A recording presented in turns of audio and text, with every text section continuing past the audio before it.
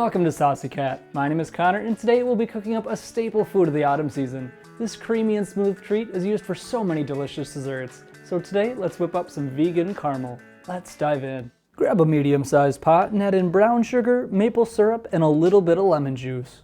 The acidity from the lemon juice is going to help break down the sugar and make it less grainy. Now add in some water and give it all a good whisk. Turn the heat to medium and slowly bring that to a simmer. Once you see it start bubbling, keep it on the heat for another 12 minutes. You should notice it getting slightly darker in color at that point. Add in coconut oil and almond milk to the pot and then whisk thoroughly until everything is smooth. Then keep simmering for another 5 minutes.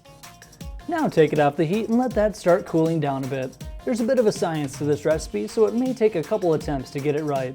But the most important thing to know is that you can still save it if it's not perfect. If your caramel's a little too runny, just bring it back to a simmer and let it cook for another 2 minutes. And if the caramel's too hard, add in some more almond milk and try again. You'll be able to tell it's perfect when you can see the bottom of the pot when you whisk across it. While that's cooling down, let's get some apples prepared. Send them through a slicer, and with that, let's plate this dish.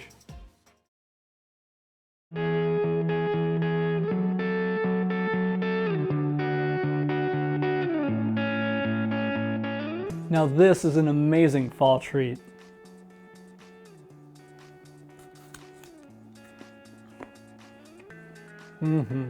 We have such a delicious velvety caramel that pairs perfect with these green sour apples.